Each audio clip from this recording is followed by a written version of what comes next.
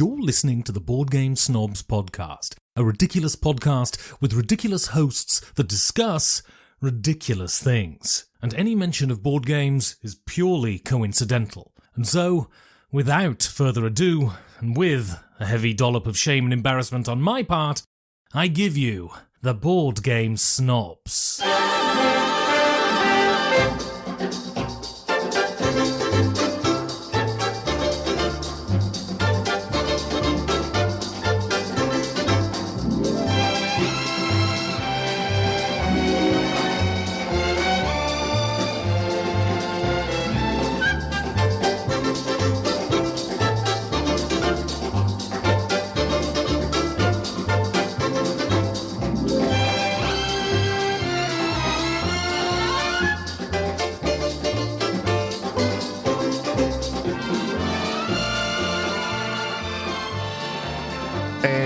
Go. Welcome to the Board Game Snobs podcast. This is Jerry. This is Gaby. This is Enrique. If you have questions regarding this podcast, please send an email to boardgamesnobs@gmail.com. Rate and review us on Apple Podcasts. And come join our Patreon. Give us money. We appreciate anybody. If you give us money, we appreciate you. Even if you don't give us money, that's fine. But we appreciate you slightly less, because that's all that we have to give back to our Patreoners is respect. We also have a Facebook page for all you middle-aged people out there, because I enjoy Facebook. We also have a Discord for the young hip people, which I can't quite seem to understand that Discord. I don't think there's a whole lot of young hip people in it, except for some middle-aged folks. Ryan Maxwell's in it. He's hip. And as I said, middle-aged. He's middle-aged. He is, I guess. He might be hip. You're going could- to be middle-aged and hip. He'll need a hip soon if he keeps bowling like that. So anyways, we had a fun time at BGG. We played several different games. This is our last episode regarding BGG because we have talked it into the ground. This BGG was it was the best BGG. It was also the worst BGG for me. A tale of two BGGs, one might say. I got to sit by and talk to Alan R. Moon, the famed designer of the most popular thing ever. Alan Everyone's Moon, Yes. in my opinion. Over the moon. Quite humble. Very nice. I did get to play like a Humble pie. like a little joke on him. Moon pie. You were going to go that way. Nobody really likes moon pies, They're just, but they kind of have a texture. they got that marshmallow cream that I like. I showed people something when we're talking about moon pies. Showed somebody a move for s'mores while we were camping that I thought was well known. I'm going to spread this gospel now, because everybody bought stuff to make s'mores, and I bought Nutty Buddies, and I proceeded to take the Nutty Buddies out and make s'mores with the Nutty Buddies, because the Nutty Buddies are the little black coated wafers that got peanut butter in it. You just use those and you cook your marshmallow, and you put the marshmallow in between those, because it adds the peanut butter and it has the chocolate and the graham cracker in it already.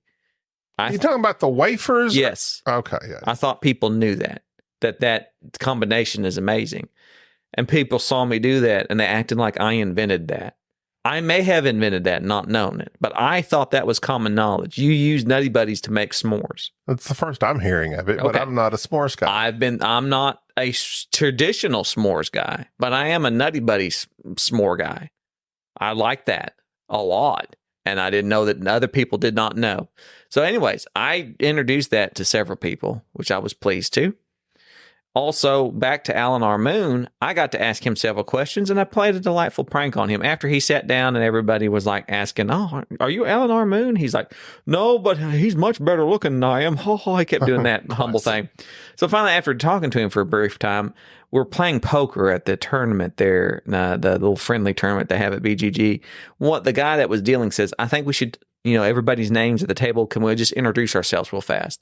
And I'm sitting right next to Alan R. Moon. Like And the guy says, "My name's David." And this guy says, "My name's this." And and it got to me. I said, "My name's Jerry." And I looked over, I said, "And this is Alan." Like nobody didn't know who this was. And everybody he kind of chuckled and went about his business.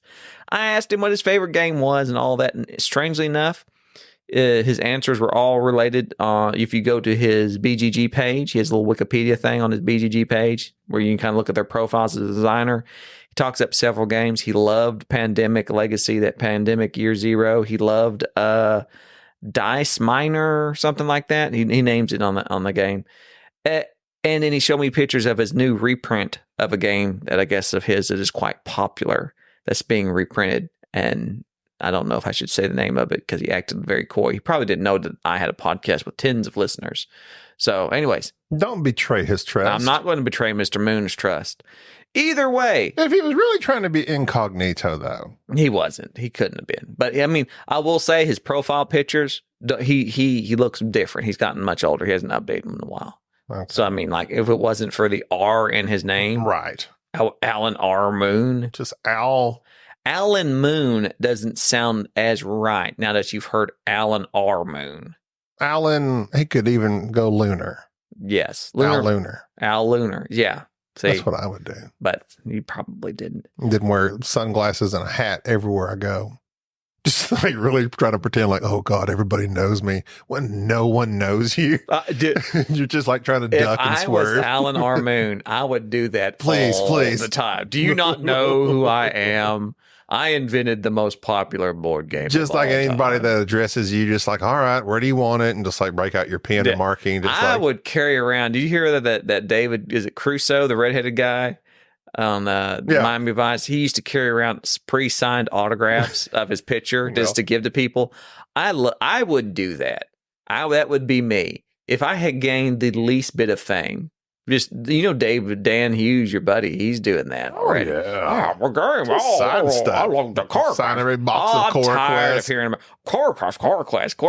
Well, no, yeah, he's just flabbergasting about that everywhere. So, yeah, I would do that. I'd be out there signing stuff. Just have a stamp. Is that not the same as both ink? Just stamp it. I don't think it's exactly the same because stamps, each signature is slightly different. That's a personal touch to it. Anyways, so that was fun. We won the mega game. Then we almost went to the final table at Battling Tops. I got beat out. Snifty Snakes won again last year. If you know, you know. And let's see. I got sick. I think I got COVID the last night. We didn't get to stay Sunday. I had to drag home. Oh, sorry about that, Christian. I plotted to stay all day Sunday because Christian and we're going to stay. I know you leave early, but you leave early for personal reasons. You can't sleep in the same bed more than 3 nights in a row unless it's your own. You just can't handle it. I require, my wife says I require the 3 C's. Cleanliness, which I cleaned up behind y'all all week. I don't know if y'all even noticed. I did. Probably not. I did. Comfort. And cool. I have to be. And those rooms aren't really that cool. Like, not hip, but like temperature-wise cool. They're not. We had that thing set on 65, it never got down there. Not nice. So I have required those things. And when I don't get those 3 things, I can go without one of them maybe. But I require most of the times all 3. And the only place I can get all 3 is in my own home. And before I go back to work, I have to have like a day of decompression. And some people are like, you're out playing games and having fun. What do you need to, that's just me. I got to come home, sit on the couch and like watch TV all day to get ready for the next day. Does that make sense? No, makes no sense. It doesn't. But that's me. Doesn't sound healthy. Probably not. And it irritates me just hearing you say that. I'm sure it does. And I'm withholding, not saying You're probably anything. losing respect for me now. I'm not. I've gained respect. My respect meter for you has gone up. Through the roof. And because you do something contrary to what I prefer does not mean that you are in some way inferior to me. I don't understand how you can game all day. I game all day. Travel home. I travel. And then go to work the next morning. I'm exhausted. I go and see my kids and start doing stuff. That's right. You go home to a house full of children. And interact with people. And have to be actively involved in their lives. And say, I love you, Daddy. So they recognize, oh, this is my father and he cares for me. Yes. I can't just go home and be like, oh, I got to sit and watch four seasons of Seinfeld before I can go back to my job of answering. See, I'm doing it again. Why are you baiting me? No, I didn't say that. I'm currently involved watching The Gilded Age on HBO. What? That sounds awful. They do horses, or what is it? No, it's the Gilded, as in like fancy. Oh, Gilded. It's Downton Abbey in America. Oh, and it even has the same guy that created it. Who's like Gilded? Like, is it Plantation? What is this? No, they're based in New York. Oh, it's like 18 Northerners, right before the 20th century. Christians people.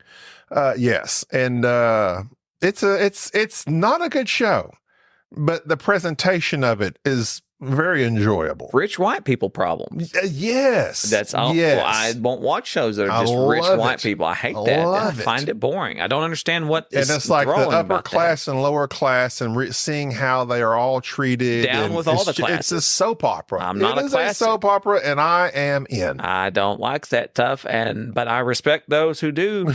And I don't have a problem with that at all. There's one thing that shows you respect things. It's just saying I respect it constantly. I have found that out when people say things now and I disagree with it. I just yell at the end of it, I respect your opinion.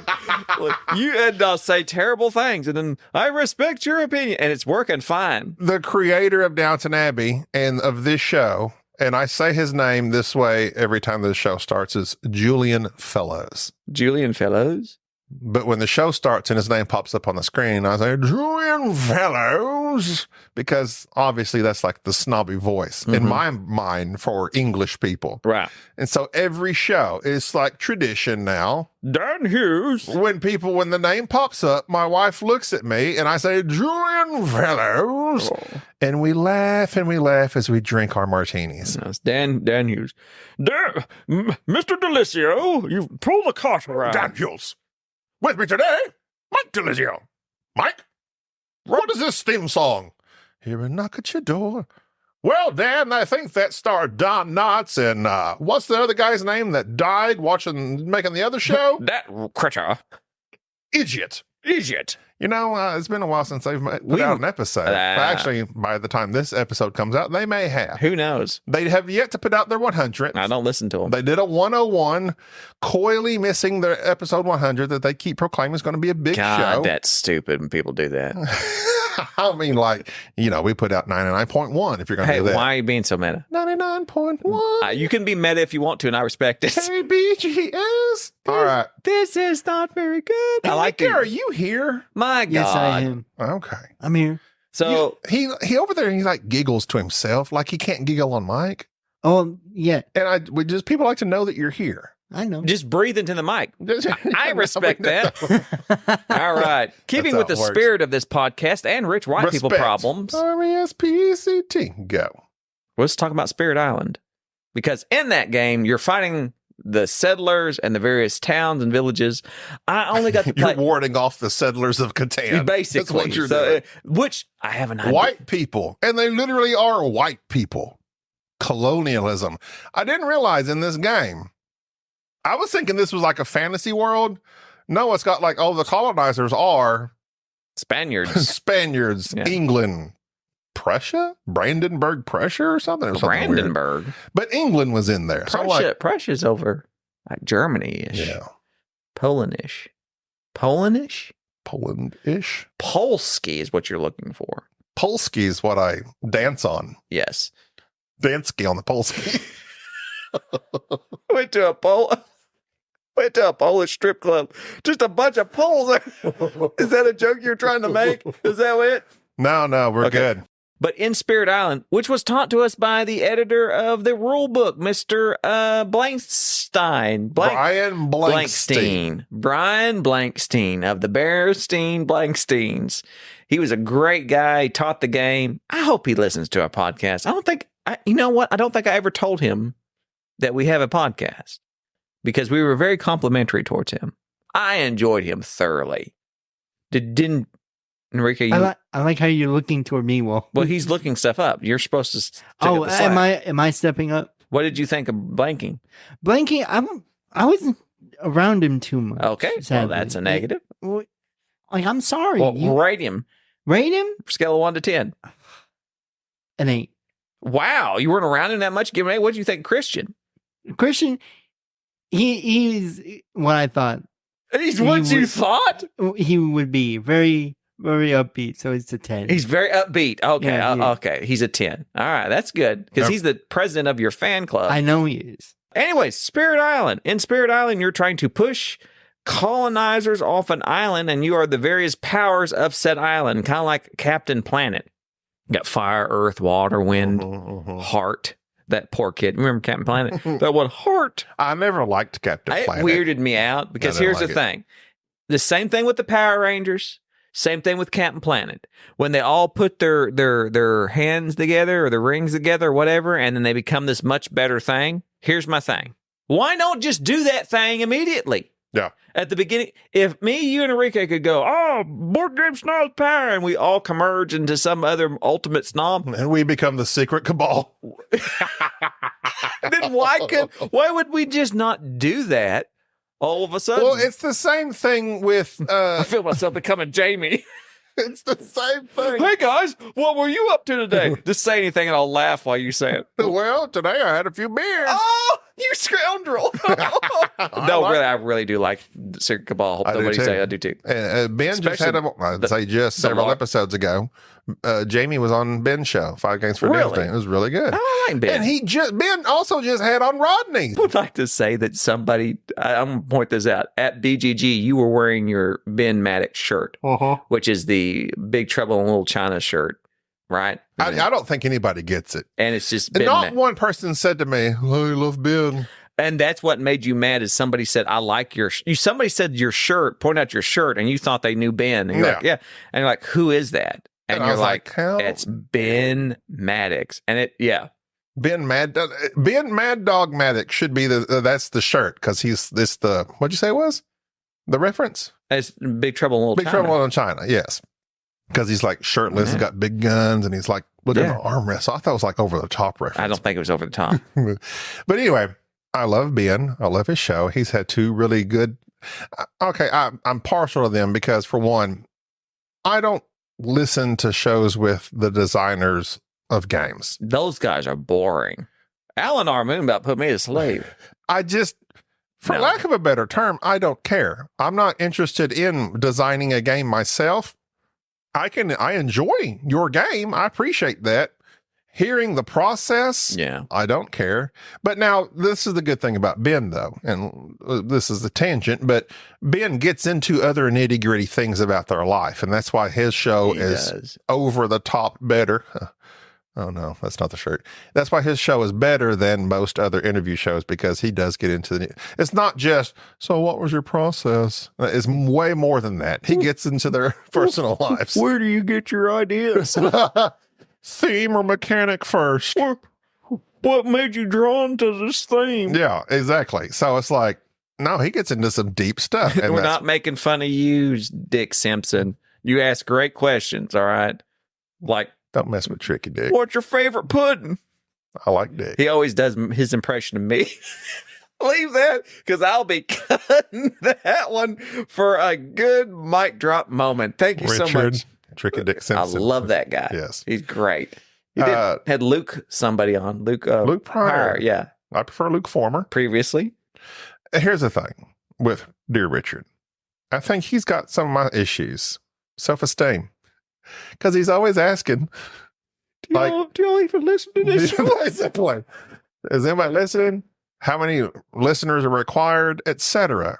Richard, you're a wonderful podcaster. We love you. You have a great show. Doesn't matter what your numbers are. Don't worry about your numbers, Be even you. though I'm obsessed with our own. Yeah. But just continue being you, a wonderful person. It's easy for you to say that when you're on top. Nah. So yeah, looking down upon everybody else. Don't worry, you're doing great. Be yourself. No. I say change who you are. Do what you have to do to climb. Get those numbers, engagements, clicks, whatever you have to do. And that's the thing. That's key. We don't. Do anything. We have a hard time engaging because it is a full-time job. Nobody needs. Yeah, we're always engaged. you have to be on Twitter. You had to be on Instagram. You had to be on all these social media outlets posting pictures saying, what did you think? How did y'all feel? How are y'all doing? What's this? What's that? What's going on? We do that quite a bit in Facebook. We limit it to Facebook, Discord. I jump in there every now and then, but it kind of maintains itself. I get on Twitter to stir up trouble. Twitter, I don't even.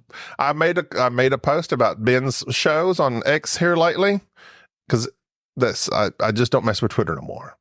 I don't care about Twitter. Gotcha. So anyway, You don't like Elon. I don't care for Elon. What? Oh, I mean, he appears to be kind of a doofus. who says? I mean, clearly he's a genius in some regards, but a doofus in others. You got money. Well, yeah. You got up there He's somehow. a billionaire. You got up there somehow. But anyway, Making cars that run off water and space. If you could name a vehicle that ran on water, what would you call it? Aquafina. Oh, that's already that's a person right. and a water. Oh. A car that runs on water? Like it drives on water? No, it's fueled by It's water. fueled by water. I would call it H2Go. no Aquafil. Huh? Aquafil. aquafeel.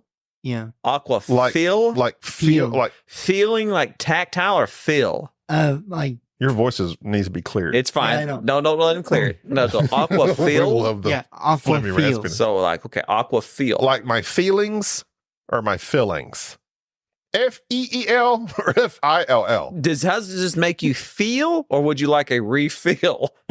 Or We need to know, and you have yet to answer. Well, you you guys, you stare at us blankly. I gave you a name. I don't think you know. I don't know. Quit looking at me.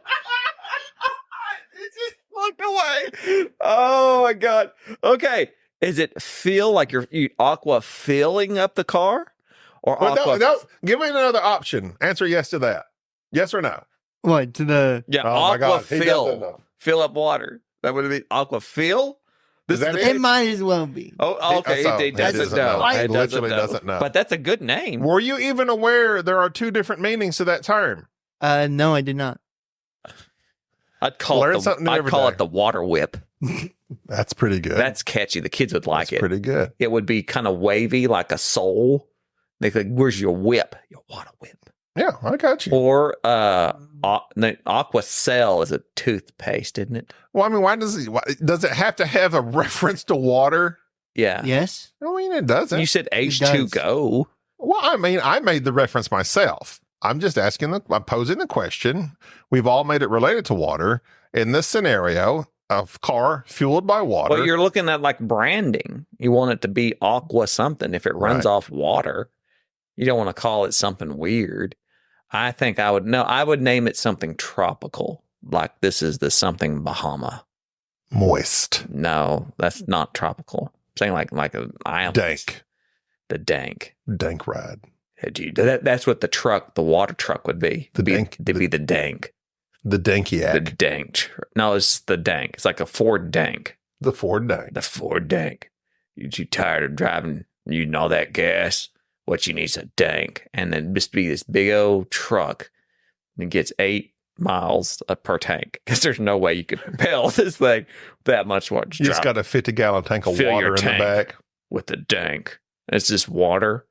I think that'd be And it has water cannons to break up riots. correct because Whatever people will be riots you would- riding. When they realize. Not in my town. Driver, the dank, and then everybody, and it's like water cannons blasted everywhere. as a microphone thing, you can talk to people. I was like, "Get ready to get moist." And just turn the water cannon on as you're going down the road. This car is not. Hope you. And you just make like water puns like Schwarzenegger did in that movie. Making it rain. Time to make it rain. Call me Elon. This is a great idea. This might be something. The electric cars all Friday as you drive by, watering them down. Or you go by like, maybe you drive by someone doing some illicit deed and water cannon them. You're like, time to wash away your sins. It's just you're baptized. Just drive around spraying everybody. You're safe. Come on in, boys. The Water is fine. Oh, Lord. I have no idea how we What got was on. that? I don't know. Oh, Enrique. Is that the ball?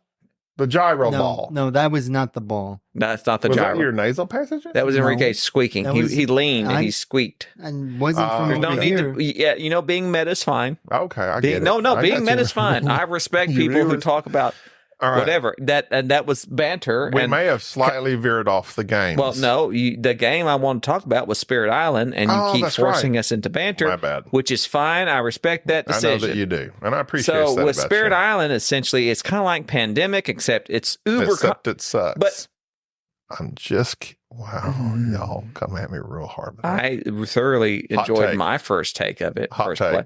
But I will say that imagine Pandemic, but if your character card was a little bit more complicated, there's certainly a lot more going on. And it's not just as simple as turning over a card and here comes out the colonizers. They kind of move around and build and destroy, and it's kind of a neat. I enjoyed it. There's a cosmic encounter feel, is what Enrique brought up about the cards having multiple different types of little elements, all out there, the earth, wind, and fire type thing. They all play differently. It's co-op, and I like to co-op sometimes. No, I don't really like it. I said that. That's a lie. I don't This is like straight up co-oping. I don't like co-oping. But in this sense, I did co-op. But I think solo wise, it may be better. I prefer doo-wop. Ba-doop-da-ba-doo. I thought you were talking about Hanson. I thought you were about Hanson. I thought you were talking about Hanson. Hanson. No. Hanson, you remember Hanson? The I three do blonde remember kids? them. They were really Mbop. too. That's mbop, not doo-wop. Oh, you're right. Think of Chris Hansen. He gets predators. That would have never made a show where like Chris comes out. predators in there like getting somebody's skull and neck bones for a trophy. Chris Hansen. Oh, wow, Mr. Predator. Have a seat. Have a seat. I see you have a nice fresh spine there in your hand. Yeah, really. That's all the predator noises that they. That's it. Besides his like flashing to the infrared. Yeah, which I don't think that. Yeah, they do that every time they switch that To infrared. Catch a Predator, starring Chris Hansen and Predator. All right, so I've given my hot take early. I shot that out there. Predators played by Kevin Spacey. It's Kevin Spacey. That's I don't good. This is Kevin. Here comes. Okay, look. No, we don't need to go down this road. Stop. Here's the thing. It's too complicated for me. Hmm. I prefer the ease and the streamlinedness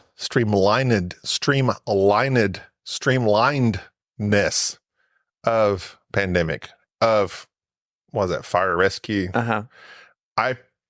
This is like, take those games and make them super complicated. Well, I have good news for you. You were gifted the streamlined version of this very game. No, I was not, actually. I asked them about that, and they said no. Horizons is literally the same game, but with just the cheap components and a smaller board. They Only told plays me up to that 3. they told me that the characters were streamlined. Because I asked them several times, they're like, no, it's literally the same game, except the components are cheaper and it only plays up to 3 smaller board. And I wanted to know if there was any rules changes, and I was told no. No, who told you? Soul Train, He would Brian, know. He would know. He would definitely know. Geoff, I even think said that. Geoff said it. Well, then Geoff, Or maybe I'm misremembering. I'm sad that you didn't enjoy your play of it. Well, but this is one of those things, and this is me lacking self-confidence in my own opinions, is that whenever I'm faced with an overwhelming sense of, from everyone else that says this game just has so much depth and the different characters you can play and the interactions between the elements, the interactions between the characters themselves, you can play this card, it triggers this card and helps this card. I didn't really sense a whole lot of that. I know it happened, but it just didn't do much for me. It just felt like an overly complicated Pandemic, and I didn't enjoy it. Not that I didn't enjoy it. I played the game. It just didn't get me. And it did take a while for me to grok the game. Because it is kind of like the whole setup of I was like, I don't know what's going on. I did come in mid-play. But towards the end, I was understanding the concept of it, and I didn't like it. You're correct. Horizon's just cheaper version. I'm going to play this solo because it was not on my top 10 solo list. If you listen to Solosaurus, it's in the top of everybody's solos. And so there you go. I'm going to solo it, so I'll know.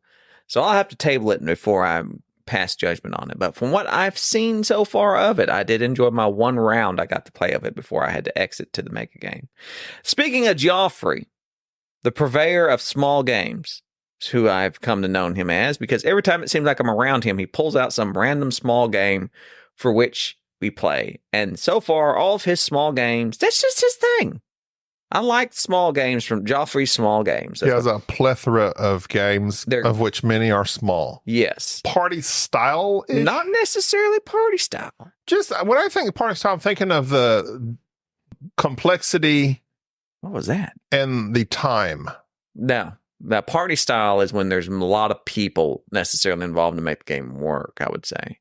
Okay, I guess filler, Filler, that's what you want. I think like that salad game. Vegetable stock. Vegetable stock. It's a stock game. A better version of Bear Raid. No, it's not. It has nothing to do with Bear Raid. I'd rather play vegetable stock. And that would make me irritated if I was the time to get irritated. But I thoroughly enjoyed vegetable stock, which is a simple game of just putting out for one card, enough cards plus one of the players there. They all have pictures of various vegetables, and everybody selects those cards, and those cards in your hands are your stock in those vegetables, and the card left behind, those stocks and those vegetables go up. If the stock goes too high, it rotates around and busts, goes back down to zero. And that's the simplicity of the game. I thoroughly enjoyed vegetable stock. It reminded me a little bit of, like, if you want something a little more gamier, the Osprey games, that Star Cartel. I mean, you've played that. You don't remember it, Enrique. I can tell by your blank look.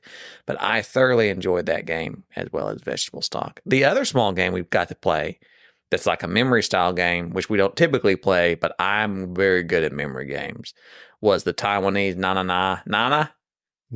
It came out in English as Trio. Mm-hmm. Apparently in Taiwan, Nana is 7, but they made the game for Americans in English, and it's Trio, which is 3.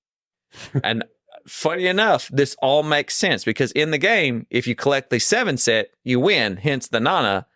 But in Americans, you're trying to collect 3 sets to win, which is the same rules. I like this game. It is 3 sets of 3. Yes. So I liked it because it's simple. It's go fish. You have cards 1 through 13. You line them up in your hand, and you can ask somebody, show me your lowest card, your highest card, or flip one of the 9 cards that are out there to see what they might be. And you're just trying to get 3 cards. I liked it thoroughly. I enjoyed that one as well. I did happen to win. It's one of those games I won, didn't even know I won, because the set I had purchased, the 2 sets I had won, you subtract them, they equaled 7. I won. I had a horrendous time remembering who had anything. I have a terrible memory. And on that note, we went to That's Not a Hat. Did y'all play that one? No, we did not play that one. I did. That one, you're just dealt out these cards. They have these black and white pencil drawn pictures on them. Anything. Cup, glass, flower, ladder. Just generic items. And then you flip them over. You transfer them to the left or to the right. The card tells you what to. And you simply tell the person, that's a pen. If they had seen you just flip over a pen, they could say, okay, yeah, it is a pen. But if they didn't see you, they have to call your bluff. After a while, basically all the cards are all flipped over, and you have to remember who's given you what and in what order it is in your stack of 3. It is pure memory. I lost immediately at this game. So the thing is, if you call somebody's bluff and you are wrong, then you get that card. It's not a game of who wins. It's a game of who loses first. I lost first. I called 3 bluffs. They were all wrong. I lost the game immediately. Despite the fact I have this horrible memory, this is the style of game. Quick party game. I don't know how many it plays, but probably, the ones that were there with us, we had 5 people playing it, I think, at least 6. It probably plays, 5, 6, 7. I call that a party game.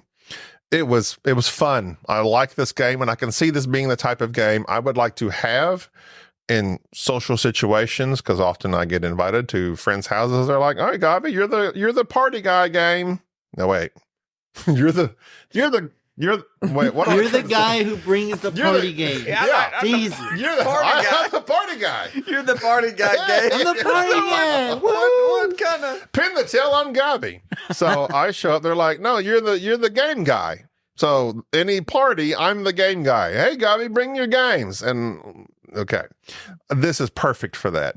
All of these games, vegetable stock, as simple as can be. That's not a hat. As simple as it can be. Nana or Trio. And we played Push. real good? Push is very similar. You have 3 colors and you have numbers. I forget what the numbers go to, 2 to 6, let's say. You can line them up in up to no more than 3 columns.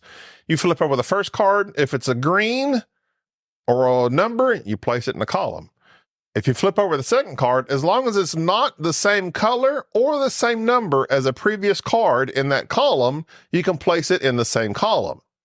If it is the same color or number, you have to place it in one of the other 3 columns. So then I would place a green 1. I've already got 1. I have to place it in the second column. If I flip over another green or another 1, it would have to go in that third column. So then you can, and it's just to push your luck. That's the name, push. So you're pushing your luck. I flip over a card. Is it a green? Is it a 1? If it's not, then I can lay it down. If it is, you've busted. You don't get to gather these cards into your collection. Everyone else does. The game is you stop, you choose a point to stop. It's kind of like can't stop-ish. It gets compared to that a lot. I way prefer Can't Stop. I did not care for this game. It's fine, but if I'm going to play this style of push your luck, I'm going to go with Can't Stop. But it's a fine game.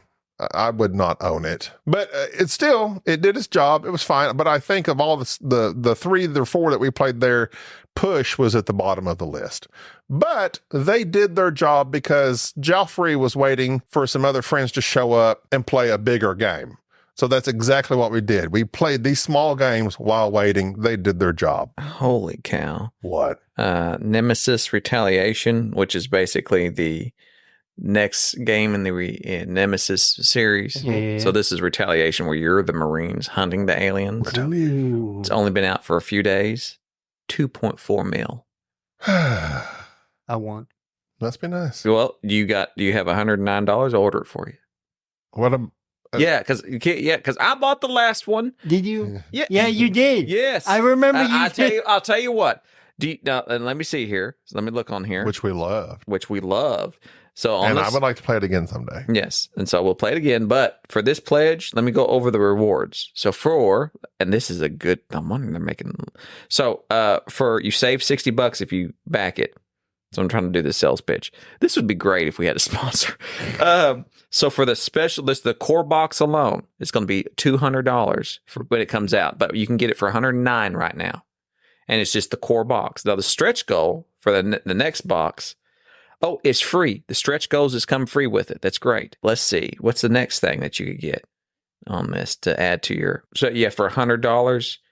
You can get the special edition, and it comes with higher quality minis. That's all the minis ones. That's what you want. So for $109, you get, so you have like choose your character and gear, double layer boards, character tiles are all like Marines. Like you're going out to hunt the aliens. All right. So it's cool. It looks cool. So it's a reverse of, is it a reverse of you getting hunted by the aliens?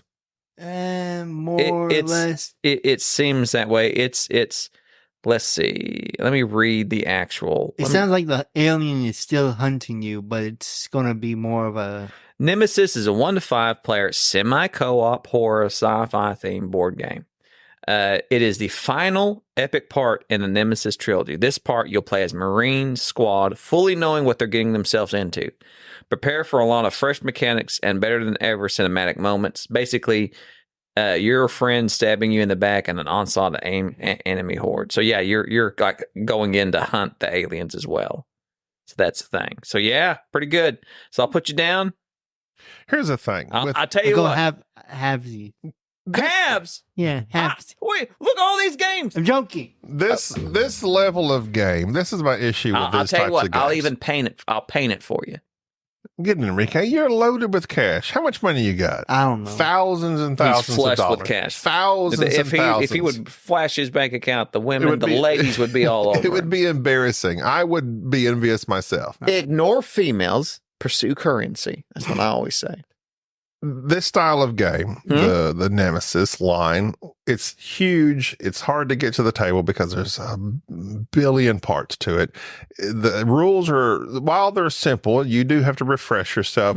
It's one of those games, to me, it's one of those games you're going to play maybe once a year. Yeah, it is a like an event game. Yes. And so we have played the first one, not the first one, the second one time. Yeah. Lockdown.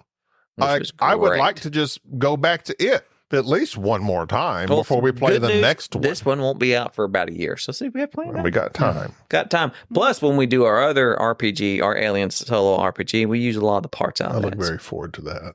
Okay. I'm We gonna need have more fun with it. people. How many? Well, grab We can Bubba. get them. All right. Grab Bubba. Good people. Grab DJ. DJ's good. You know DJ's going to DJ. Deej. DJ. All right. Okay, well, we can list them out. We can list our friends later. Is that it? I think that's. Oh, y'all need to discuss ancient knowledge real quick. It was god awful. I was okay with it. It was It one was of the most boring games I've ever played. Ancient Knowledge by LO Games. LO. We haven't discussed Worlds of Wonder. I know. Why are you rushing me along? Sorry. Why you I don't know. interrupting? One game at a time. I wish you could. Okay. I'm glad you interrupted me to tell me that. I'm glad. sorry. I respect that. I understand You're where the- I've made a mistake. No, you didn't make a mistake. I'm Oh. telling. I appreciate all that you do to keep this Well- podcast in line. And if I can, I will continue talking about one of the worst games I've ever played, called Ancient Knowledge by LO Games, which is a card game where you just put a card down and you slide it. I wonder if it would have been hard for them to call themselves LL Cool Games. Oh yes. I mean, would you have to get permit? You obviously couldn't get permit. I mean, he's not going to, with, LL Cool Games. can you patent a name? Why not? Could you call yourself LL Cool Games? That would be awesome. Yeah. Done. This Trademark and circle. Copyright. licking your lips. All right, LL Cool. continue on. I did not play this game. While I was playing Worlds of Wonder, which we'll discuss here momentarily, I look across the aisle at Jerry and Enrique playing Ancient Knowledge, and Jerry is miserable. It was so when I sat down, I looked at the box of the game and it said 30 minutes. I'll trash 30 minutes and fight through any game.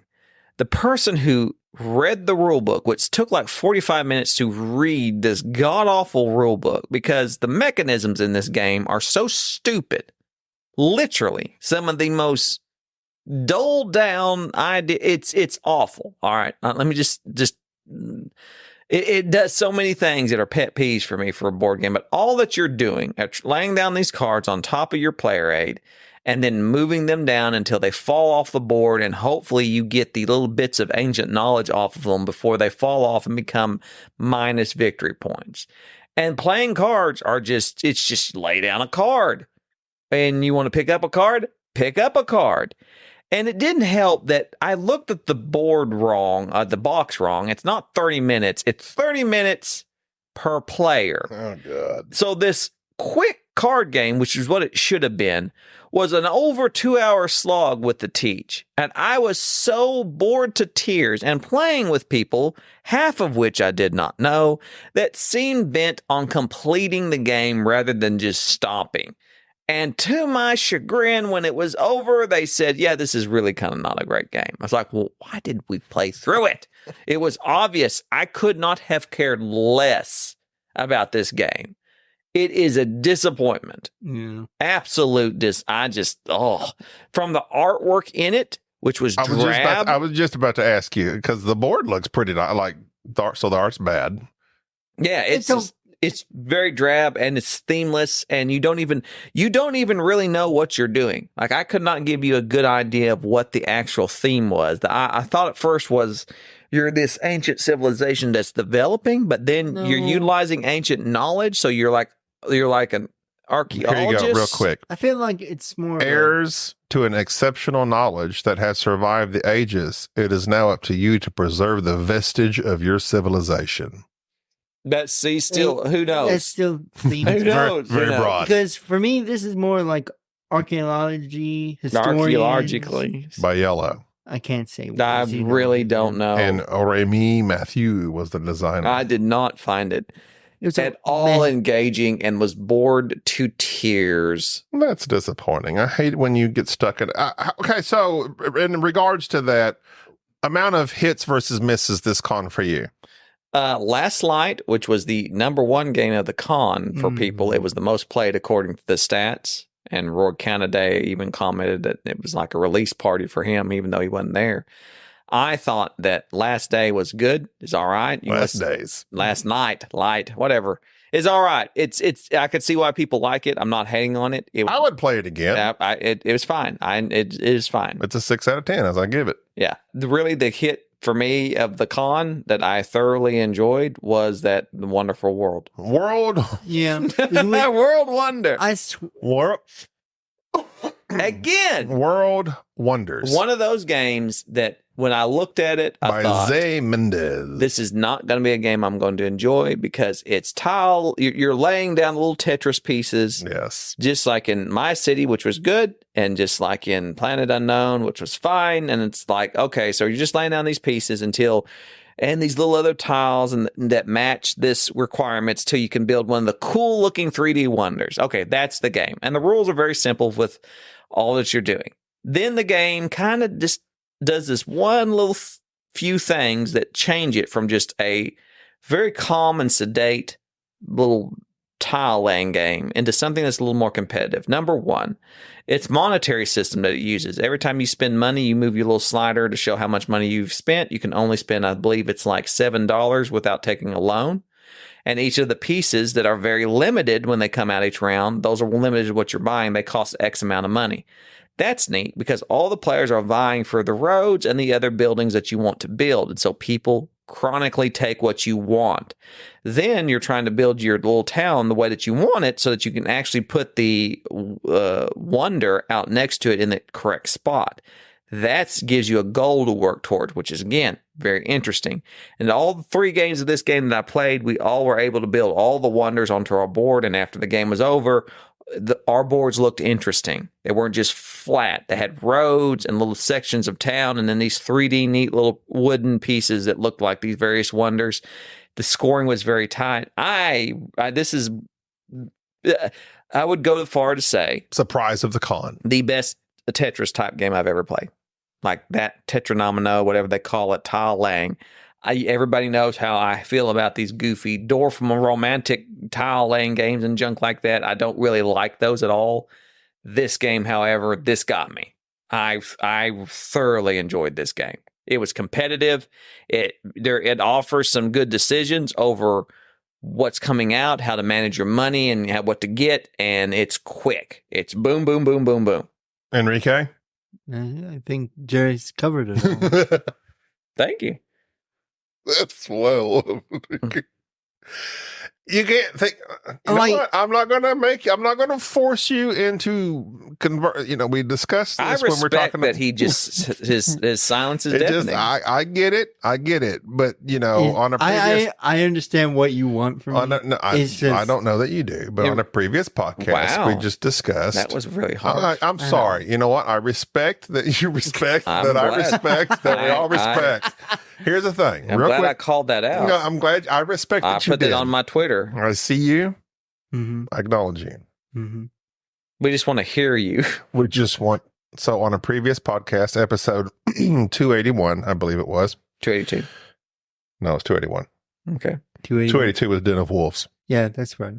Episode 281, we set up this hypothetical scenario in which Enrique was trying to approach someone of which he might be interested in.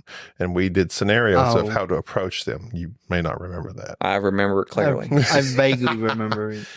And I noticed you playing some Azul. Enrique was What was that? So the thing that we come down to was Enrique needs to learn how to basically Communicate.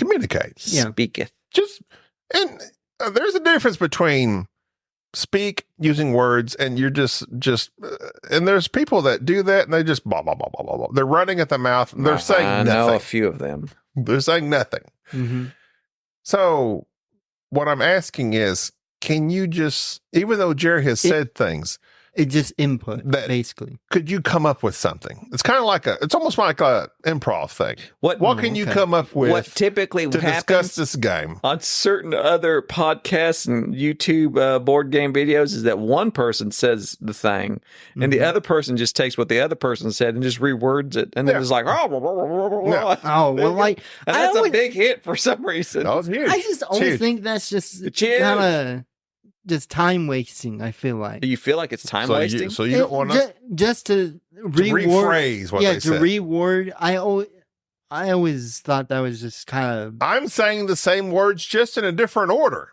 I said what you said, but with a different cadence. Subscribe. Well, I can subscribe. Let's just do this. This is much better being this meta. Gaby, ask me about insert game here. How'd you feel about World of Wonders? I felt that game was sufficient enough for our sponsors, and I enjoyed playing that game with my friends. But there was one thing that I was puzzled about. But don't worry about that. You might not be that kind of person. This game is good for those types of persons. If you are that very persons. generic Oh of my you. God. Thank you for that non-opinion. You're welcome, Gaby. Enrique, how did you feel about this generic game? I thought it was fine. It was fine. I- And thank you to our sponsor who wants us to be somewhat positive towards the games that we're discussing because they published this podcast. You're scoundrel, you. You scoundrel. God. Oh, Let's be you're humorous. always saying things which are so controversial.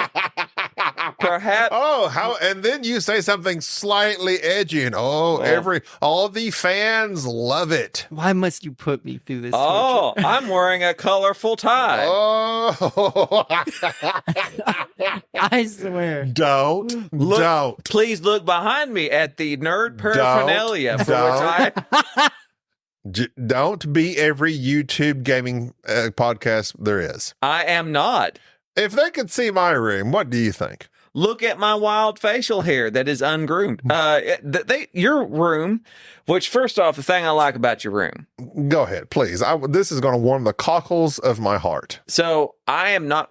If you're being sincere. I am being serious. Okay. You've seen my office. Yeah. I'm not good at decorating. I can't I decorate. think me and you are about the same. Well, I can't. Like if you said, here's all that you'll ever want, Uh-huh. I couldn't figure out how to decorate something. Your room. I would just throw up stuff I like, which is what I've done. Which is what you've done. So you have this large picture of the Enterprise, of the schematic of said Enterprise. Love. You have Wolverine and Spider-Man, the retro kind of comic things. And then you Love. have all the things for which I would not get, which are autographs of famous people. You've got the lady from Battlestar Galactica, that dude from Warehouse Caprica 13. 6. Yes. And then you got Avery Brooks. Yes. The Shows I'm who fine. got shafted on Picard, which was awful. Okay. Can I say this? Say it. Let's discuss Avery Please, Brooks. Gaby, say what you're about to say. Let me be edgy for just a moment. No, seriously. Avery Brooks. So OG, Sisko. I'm going to say this, and it's going to hurt me to say it. Say what? A friend of mine went to a Comic-Con in Dallas, Yes. in which Avery Brooks attended. Yes. I told her, I said, Avery Brooks is going to be there. Yes. He's Captain Sisko, DS9. Yes. Please get his autograph and tell him to say, thank you, Captain Moraga. Have a good day. Something of that effect. Avery Brooks said to her, is he here? No, I'm not going to say that. I'm going to sign it like I want. Wow. Apparently, he's kind of a douche. I like that a lot. I like that a whole lot. It was, I don't know if you, it does not matter. I'm going to discuss a personal friend of mine. But I still like that. But she was like, he was not going to say what you wanted because you were not there requesting it. That's true. And he said, I'm not going to say what you want. That's that. And he did not. He said to Mr. Moraga, Avery Brooks. Well, first But off, I still treasure that. I display you it. decided you usurped the rank of captain, and he's thought they're not worthy. You don't deserve it. You don't deserve it. You got to show up. You didn't show up. Caprica 6, I have 2 of hers. Nice notice. I've Which showed is up to quite odd. I might be a stalker at this Maybe. point. Which one of them aside, Gina, your husband is gorgeous. Trisha And Helfer. Yes, and the other one is, please stop following me. So it's like, they are weird. They are weird. And this guy, sadly, I literally cannot remember his name nor his name in the show, but he comes from Eureka, a sci-fi show, very lighthearted. It was on the Sci-Fi Network. Very lighthearted. I loved the feel of the show. It was basically Northern Exposure with sci-fi. Okay. Just a wonky feel. Loved it. I have those. What else were you going to say about my room? Well, just I have a Han Solo poster. I have Back to the Future. I have Superman, my favorite comic book character of all time, because he is the comic book character of all time. Does he make it difficult to have... he breaks a lot of rules. Like when you have Superman, it's like, who else do you need? Nobody. Unless you got this green rock on you. Yeah. Oh, my one weakness, minerals. It's just, what should I do? If only I had a friend that could control everything that's green with his ring. I don't even know if that's true. I appreciate the fact that you asked me to describe your room, and I started to, and you just did it for me. That's fine. Sorry. So I have no. I interrupted you, which you now respect. It's fine. I don't care. It doesn't matter that you told me to do something and then proceed to do it yourself. I'm sorry. Go ahead. No. There's no need. There's no offense taken. I hate myself now. That's just fine. You have a bunch of Clyde Klussler books that you don't read. I've read them. I'm sure they look riveting. They're Dirt Pit ripoffs. Clive Cussler took a format. Yeah. Dirt Pit, Al Giordino, said, let me apply this to everything. And he's living it up. And then you got a bunch of classics, which I know you haven't read. Not to mean that in any way other than the fact that I know you have not read those. They are The Picture of Dorian Gray, War and Peace. So I'm just going to say... I have not read them, no. Sade has read The Picture of Dorian Gray. She loved it. Really? Which mind boggles me. Not that she read it, but that she loved it. She is intelligent enough to read that on her own and understand it. That is not what I'm talking about. I just didn't think that she would like... On this podcast, we do not like anything resembling hate speech. Please accept our deepest apologies. Quick question. I'm sidetracked. Sorry. I don't mean to interrupt. Go ahead. Okay, go ahead with the book. Favorite author? I really like Kurt Vonnegut. I've enjoyed all of his. I don't want to correct you and say Vonnegut. I've heard Vonnegut. You have. You might be right. That's a language. I don't know. I say Vonnegut because it sounds like you know. It's kind of like when they say Van Gogh. Right. Or Van Gogh. Right. It's been Van Gogh. One of these two knows what they're saying. The other looks like a fool. But Van Gogh is not how you pronounce it. It's apparently Van Gogh or whatever. Okay. But anyways. But yes, So you like this classic literary guy? I do enjoy that classic literary guy.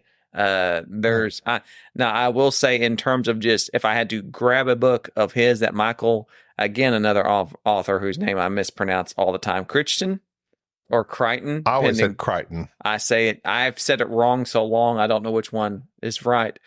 But yeah, all of his stuff has been, even ones I thought would be very, very boring were actually good. If I was to choose an author I thought was my favorite, I was going to go Michael Crichton. I have several of his books. Timeline being my number one book of all time. Airframe would be his Ishtar. I actually enjoyed that one. His Hudson Hawk. I find that his books, he is the type of writer which I would want to be. His Long Kiss Goodnight. That was a good show. I actually enjoy that show a lot. I do too. Is that Gina Davis? Uh-huh. Where she's Samuel Jackson. She's a sleeper agent. Ripped toward dad. I know. And she's like digging into his pants for his gun. They jump out that window and she's shooting into the ice on her way down. It's stupid. Oh my God. I love that show. It's such an awful show. And that's what's crazy. That's the thing. It's all sad I remembered that. But Airframe, I just found very boring. What's worse though is his Pirates of Latitude. Didn't watch that one. It's a book. I didn't watch it either. Didn't watch it. Didn't read it. I will not watch this book. It was his unfinished book that gets finished by other authors, Yeah. and they finished it. So, like, they had the bare bones. It Yeah. was super boring to I me. bet so. Well, he takes subjects and then studies them and then goes, I'm going to write a book. But you have a guy. So when I first broke it, the first book of his I read, I was like in middle school, had completely no knowledge. Just bam, I read Sphere. Freaking amazing. Oh, just yeah. blew my mind at what can happen in a book. We've moved Do you past this remember? board game. Do you remember your first? And I don't mean this in the terminology as it sounds these days, but your first adult novel. Yes, I do. Something that was not Nancy Drew or the Hardy Boys. Yes, I do. What was It it? was the Bible. No, just Song of Solomon. That slapped. So I was dyslexic and, of course, practically illiterate, even at a older age than what I should have. And so I had to learn to read at a much older age. And the thing that motivated me to read was I had discovered by that time those Calvin and Hobbes books. And so I was trying to read those. And so that's not a book, I know, but that was the thing that had me going. And so I would always go to the library and get basically the compiled Bill Watson or Watson or Watterson comic book strips of Calvin and Hobbes and rent those. And there was one day that the librarian there, the little old lady, was always poking in business and everybody's business, poking her nose in everybody's business, saying, "Listen, why don't you read, the classics? Like start reading those." And I was homeschooled, so I didn't know what the classics were. So I remember going over to their section and just picking out at random one book and going, "This is it. This is what I'll start with," because it just seemed like it was it was just what was there. And then the librarian acted like I had picked out something that was like naughty. And she's like, "Oh, the first band," and she gave me all these facts about this book. It was Catcher in the Rye. I'm like, Never read it. Yeah. I'm like, "Oh, is this a bad book? Like, what's the thing about it?" She's like, "Oh, it's Catcher in the Rye." Da, da, da, da.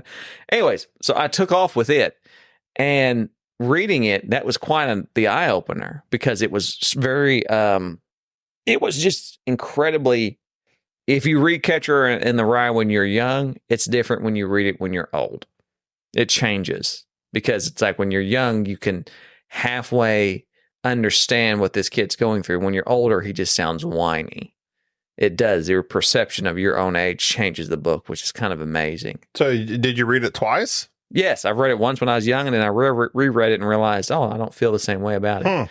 I went back and I've never reread a book. Oh, yes. I went back and there are several that I got into going through. Like I read Crime and Punishment. That was the first really dark, all these Russian names and all this. I'm like, man, this is interesting.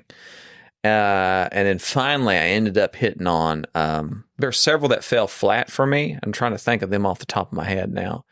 Probably pushed them to the side, but there was ones that like stuck with me. Like Frankenstein was another one right in that same time period. I love Frankenstein. It made perfect sense what was going on to me, like what was going on in the book and what the characters were all feeling and experiencing. And then finally, my favorite book and the one I reread the most out of all was Slaughterhouse-5. And Slaughterhouse-5 was the one that was like the easiest to ever read ever. I need to read that. You said that's your favorite book for a while. Easiest to read, and I read the edition that had his opening comments and just kind of get you into the preamble of the book. And it's just him going on about stuff. And then it eventually gets into the opening where he's mad he wrote a book about the bombing of Dresden and was upset that nobody read it. And he said, basically, okay, you people are all idiots. And because you won't read something that's important and you should know about it, I'm going to write this stupid novel about time travel and people being unstuck in time and Billy Pilgrim, and then I'm interested now myself. It's like, and then you'll read it, you ignorant. He wrote that for me. He says that like because you people are so deluded and stupid, I'm going to dumb this down so you can get it. And I love that opening. Was and that's Slaughterhouse-5. Yeah, that was so. Yeah, and that's in the opening of Slaughterhouse-5. Is he says because you're such a moron and you won't sit down and understand history. You're so stupid. Read this. I think you like it because he's angry. I liked it, and I thought. And so when he says this, I'm like, yes, I want to read this. And there's something in that book. So the aliens in this book, to give you an idea, it's basically this guy who went to World War II, experienced the bombing of Dresden. He's like a dentist, or I forget now what. He's something respectable, optometrist or something goofy. And it's going to bother me now that I forgot that part. But this old man now starts talking about how he was kidnapped by aliens and traveled through time, and starts telling about this weird things that took place. And then it goes back to when he was in World War II, and it goes through that experience. Basically, he's talking to like a radio going on about all these things. And so the aliens experience time all at once. So they can experience when they were born. Time is a flat circle. They're it's a thing. Like they know death, they know it all. So they're just existing in their timeline. Right. It's not like a one-way track where you get to the end and you're dead. It's like, okay, it's not linear. Yeah, they can go back and forth in their own thing. They're not affecting it. Right. They're just reliving their experiences. And so they're very nonchalant, which is the great thing. And so like in their like language, it's just so it goes. So it's like, oh, this thing happened and it blew up. And is that a phrase? So it goes. And so it goes? It says so it goes. And so it's like something happened and it killed this people. And they're like, oh, so it goes. So it's like, because it doesn't matter to them. Mm-hmm. Like, because in their mind, it's like, why are you worried about this? Because they already have experienced their death, their birth, and everything in between. It doesn't end things for them. And they just keep going. So it's so it goes. And so it's like, just experience something different. And that phrase was just like, anyways, it's just such a easily readable book. It's incredibly easy. And when you read through it, you'll want to read through it again to have a fresh picture of what you now understand about it. When was it written? 50s? Well, I'm just like, to me, like when you say Slaughterhouse 5, Kurt Vonnegut, I'm thinking, that sounds like from the 50s. I have no concept of why I think that. To me, I'm just thinking, because if it's my hard problem with like, oh my God. It was published 69. Okay. So yes. Nice. Definitely I can read that. But my problem is with like books like I don't even know about Pictures of Dorian Gray. What's the one that's got, oh my God, it was my mom's favorite book, and it's got like Ralph Fiennes was in it. And it's like him and a woman, and there's these cliffs. Constant Gardener. No, it's a book. It's a classic book. It's been redone several times, but Ralph Fiennes was in one of the movies where he played the main guy. English Patient. No, a classic book. I'm sorry, I'm just naming Ralph Fiennes stuff. And he's like, has this house, and is like, he's an old rich man basically, and this girl comes and they fall in love. I have no idea. That's every white person movie. Old white person. No, it's a classic book. I cannot think of it. It's not. If Bubba was here, Bubba's listening to this. I'm sure. He's listening to this right now, yelling at you. Not Bronte. It's not Emily Bronte's book. It's one of the Brontes, I feel. Not something. Wuthering Heights. Yes. Okay. I'm sorry. Go ahead. My mama's favorite book and one of her favorite movies, Wuthering. She loved Ralph Fiennes. Ralph Fiennes is it. Ralph is fine. I forget where I was going because I made that stupid pun. Okay, so Kurt Vonnegut, this book, I had no comprehension, no idea that this book was like sci-fi-ish. Oh, yeah, it's all sci-fi. Even though he's like, hey, these are real events. Now I got to make it sci-fi for you to comprehend it, which is all sci-fi. Yeah. That's what Star Trek is. Oh, hey, there's racial issues. Yeah. Let me create an alien, a green alien that represents this class of people that everybody hates. It's the same thing as in, like, nobody remembers the firebombing of Dresden and all the horrible things that happened because of the nuclear bombs that went off in Japan. And everybody says, oh, look at this. But they completely ignore that in comparison how awful that was. But because it was a long, drawn-out thing for a time period and not just one sentinel event, that's what causes it. So that was like some of the things that got them upset. Is like, why are y'all worried about a nuclear bomb that killed this many people? Look what's happening over here. Do y'all not remember this? And like, if you talk about the firebombing of Dresden and all the other bombings that took place in Germany, nobody remembers it. Like, literally, people look at you weird. Like, what are you talking about? Mm-hmm. But you say like a nuclear bomb, like, oh yeah, Oppenheimer and all that. No. It's something. It's a point in history that's just blanked out because people are that way, and so we just ignore things, and we chose to ignore that. That's not covered in any history, And he was upset about it and going, this is what I experienced and this is what you have to understand. And when nobody was interested in it, he's like, well, I'm just going to do this thing instead. Well, so then when I say my first novel looks foolish compared to yours, you were talking about your favorite. My first adult novel was Cyclops by Dirk Pitt, which is just like all his others. When you said Cyclops, I thought the Odyssey. No, okay. Just Cyclops by by Clive Cussler. That was Jack's first book, by the way. Which one? The Odyssey? Yeah, that's his favorite. By book. Homer? Yes. Really? That's his favorite book. Wow. I cannot tell you how many times that book has either been read to him, or he's read it, or he has listened to that book. That was my first adult novel. Then I read all of Clive Cussler's. My only foray into classic literature, besides like, Lord of the Rings type stuff, was Robert A. Heinlein's Stranger in a Strange Land, which I think I've discussed briefly on this podcast before. That one. It's weird. I like reading weird. It's like a Mars Jesus comes to Earth. And it is weird. Bruno? It is weird. It is weird, man. I'm just like, and that's where that grok, I didn't realize that's where grok comes from. I thought that's John Carter. Robert A. Heinlein. Oh, okay. No, John Carter's, I forget that author's name, but no, it's not him. No. So the word grok that I first heard Sam Healy use on the Dice Tower. I'm like, what is this word? I look it up, Strange Land. Then years later, I end up reading the book. I'm like, they use grok in this book. So was your first adult book just read a few years ago or what? No, I mean, I read Cyclops when I was a child in middle school, I would say, because before that I was reading pretty much Nancy Drew Hardy Moby Dick. I remember reading Moby Dick. I read all the classics. I've never read one of the quote unquote classics. Yeah. Never. Even Lord of the Flies. Haven't read that. We were supposed to read it in school. I never read it. It just, I was completely, if it wasn't Star Wars, Star Trek, space related, I would not read it. Oh, there's tons of sci-fi books that would fall. I'm sure you could read like Arthur C. Clarke's 2001 is a classic, not just movie-wise, but book-wise. Never read it. Yeah. I wonder what the classic space books are. Blindside, which I just read here a while back, that Peter Wantz. Or what? Yeah. His was the one about consciousness and is it evolutionary advantageous to people. I did not particularly like that one. And of course, Hyperion and all that Dan Simmons' books. Hyperion's one of Bubba's favorite books. I keep starting it, and I need Sade read it, and she did a super weird.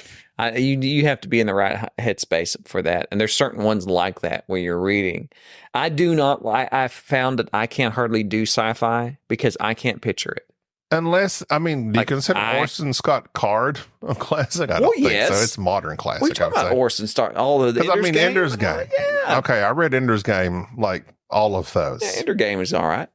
But I can't picture, Children of the Mind. I can't picture something. Anyway, I can't picture something in my mind's eye when I'm reading. So it's like my wife is a voracious reader, and I can't sit here and go, this person looks like this, and this is this, and this is what this thing is. I can't. I have problems with that. And this is one of those things. It's like when I was younger, I read low. I loved reading. I've read I read all of Dirk Pitt, but I was biased towards sci-fi adventure type stuff. All of Michael Crichton, Jurassic Park, all that crap when it all came out. Love Jurassic Park. Read it all. Prey, Prey should be a movie.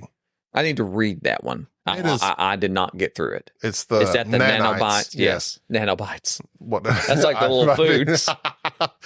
So, but all of those books I read, I loved reading when I was much younger, and I could envision, and I think that's why I liked it so much, because when they came out with Sahara, a Clive Cussler novel starring Matthew McConaughey, you could not have nailed that character's physicality better than I'm Matthew like McConaughey. The only person who liked this film, I thought. I went and watched it. I found it very enjoyable. Don't know why it bombed. And I think that's only because I like the characters, even though Al Giordino looks nothing like Al Giordino of the book, but I love Steve Zahn. I like the chemistry they had. Sahara, I thought it was adventurous enough. I like the theme music, the adventure music. It was fine. It bombed. Well, it's the same thing because I'm a big fan of the Audrey Madwin, Master and Commander books, and that was like Russell Crowe. Yeah. They were going to make a series of that, and I've gone on and on about it, like all 23 books of those. I've read those. I love those. And he was apparently a big fan of it too. And they've even talked about it recently about giving it another go because that show won so many Oscars and stuff. I mean, it was a huge movie for them, but it's like, nobody's going to watch this, but it just depends. Like same thing with this Napoleon movie. Like I love Napoleon. I love the story of Napoleon. He's a great historical character to kind of understand, but you can't do it in 2 hours. You cannot do it in 2 hours. Like you can only, I mean, that's the thing is like streaming has kind of gotten people into the idea of how you can just watch a character develop over time. And it's just, they need to put it on Max or Apple TV or something. Yeah. You have to put it on there and go, all right, we're going to have a mini series and it'd be 6 hours long. And you watch this and really we don't have to cut something out. There's like a 4-something hour Napoleon cut. And it's like insane to think about that, but there's no way you can tell the story of it. There's just you can't do a documentary. You're putting a person's life in 2 hours. Yeah, a documentary is just some guy telling you about it. Even if it is a specific time period in a person's life, it's like you put that in 2 hours. Oh, it's very you have difficult. to jump around. Yeah. I mean, you just have to. You're going to miss so much. Yeah, and it doesn't give you the full overview of what's going on. But yeah, it's there's certain movies like that, and there's certain classics. Speaking of classics, because I want to kill a sacred cow. And this is a game that you don't particularly like either, which is El Grande. And so I mentioned. And we're back to board games. Well, I feel the need to address this because I've given this way too much thought. I should not have thought. Everyone on our Facebook group disagreed with you, right? Which is like when that happens. And first off, I know that affects you because you're the type of person that wants people to be agreeable. No, because I feel the same way as you about El Grande. Okay, well, here's the thing. I don't care because I'm the type of person that it doesn't matter if there's a million people that didn't agree with me. But I am always interested in wondering why am I the outlier? Mm-hmm. So when there's something that everybody else enjoys and I'm like, I don't like this. I feel the same way about Spirit Island. Right. Well, so first off, and I appreciate the reasons that people have gave regarding El Grande. And here's where I feel like I made the fault is that we played other games before we played El Grande. Other games that are very similar like it. For instance, I believe when we did the review of El Grande like years ago, we'd already played A King is Dead. We've already played Tammany Hall. There are tons of other games that were like area influence type things, even the Guilds of London, things of that nature, that I just felt like they're better than this. Like, I'm not interested in this game. It's kind of themeless. You're just moving meeples around. And that was my take on it. The new version of this game is beautiful, by the way. Like, they went, we're going to do taupe, but we're going to do bright taupe type things. And it's still the same gameplay. Lay a card that's numbered 1 through 13, take your meeples, and who's ever the highest gets to go first and pick one of these 4 or 5 action cards, depending on the players. Very simple. Move your guys around the board, around the king and whatnot. And it dawned on me when I talked about it on the Facebook page. I think David Allen was going on about how it was like perfectly, this game is like nearly perfect in terms of its design. And I got to thinking about that. I don't think I'd argue with him with that because I think the design of what it intends to do, that El Grande is a classic. Like it does exactly what it sets out to do. It has my fault on it is that the thing that I look for whenever I have this map and this feel, so I'm looking for, I have a game plan, I have my troops, I'm moving my troops, I have a long-term strategy. I found that I cannot strategize during this game. Like it boils down to where I have to be able to react and pick a card after all the cards have come out. Like everybody lays down their number cards. So I'm going second. So this guy now takes his turn. Okay, now I have 3 cards to pick from. Which one am I going to pick? And now I have to start thinking. And it didn't dawn on me until I thought about it with El Grande, is that's a rub for me for any what I deem to be a strategy game. is when I can't make any long-term decisions. I can't go, I'm going to take this area by doing this and doing this. And if they try to stop me here, I'm going to do this.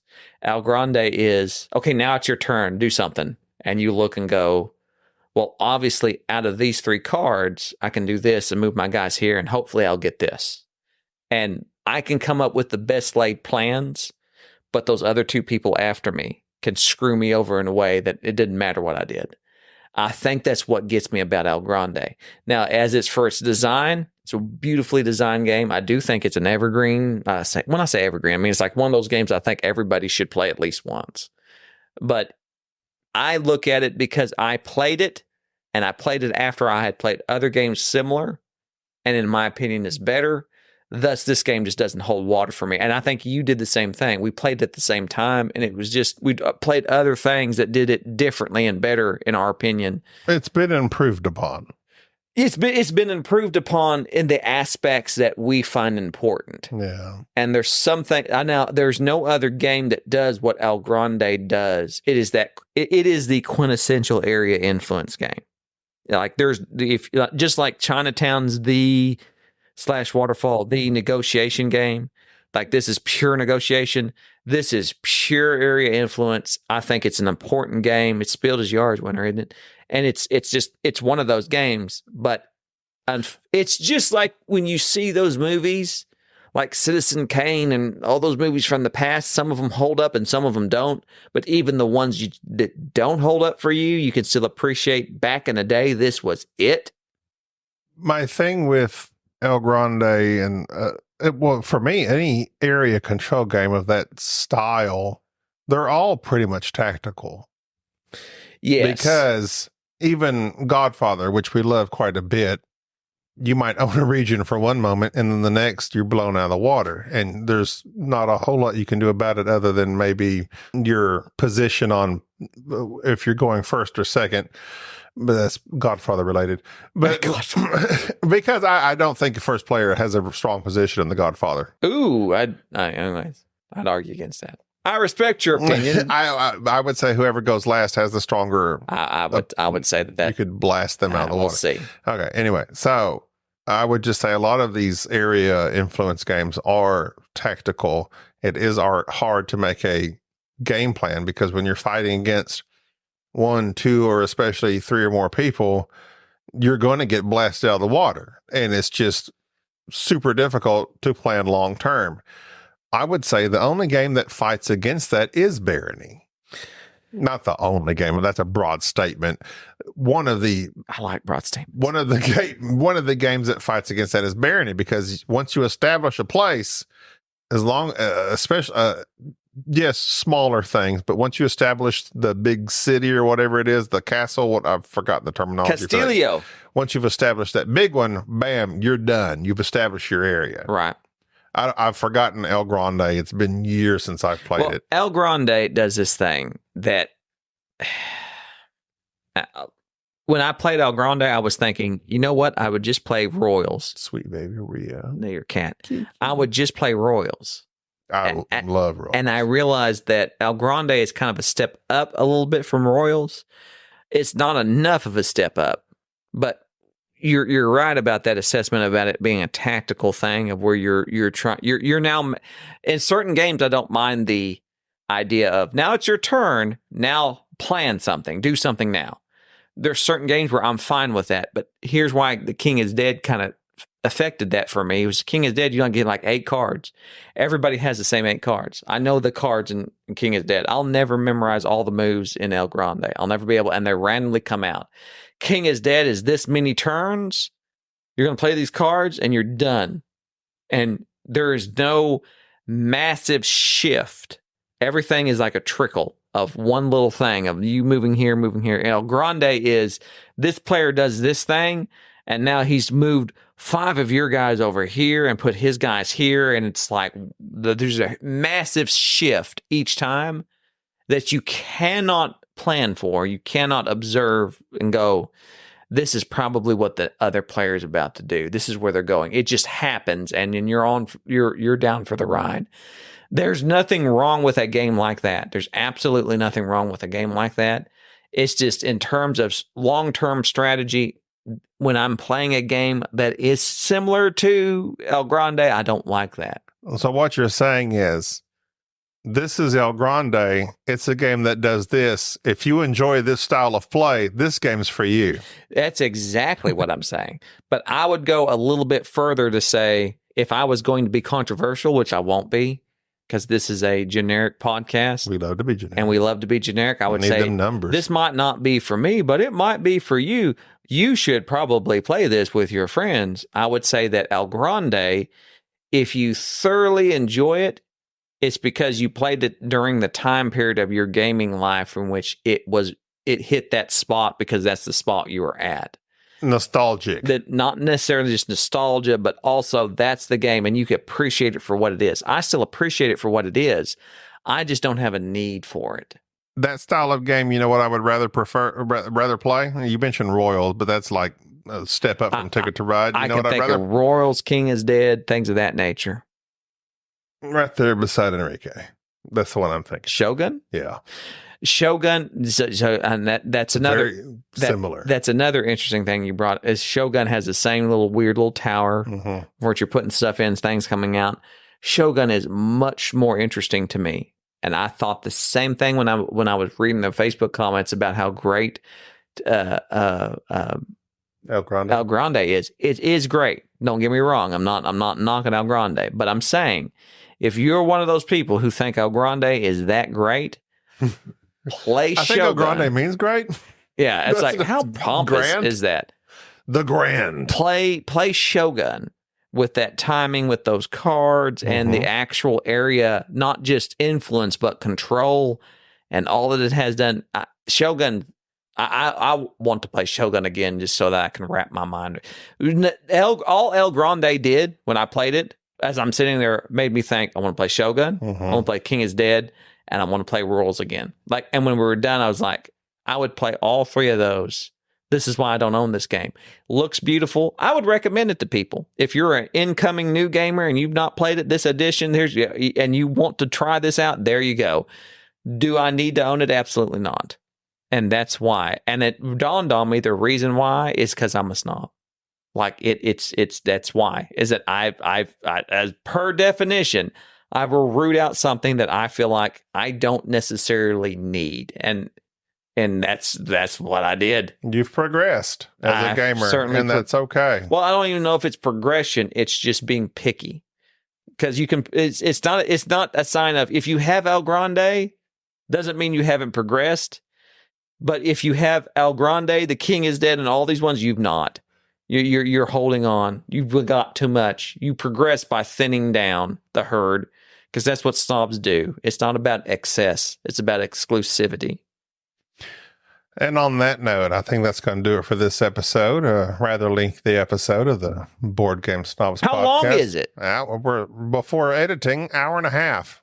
Oh, that's way too long. 1 hour and 33 minutes, 50, almost hold on. 1 hour, 34 minutes. Right. It's good. All right. Well, that's going to do it. Thank you for listening to this episode. Those of you that are listening, and what our next episode? Those of you who aren't listening, well, we'll get you back. We'll get you. I don't know what the next episode will contain, because we've not gotten there yet. We're about to find out. I'm Gaby. This is Jerry. This is it. Thank you for tolerating this episode of the Board Game Snobs. Stay classy.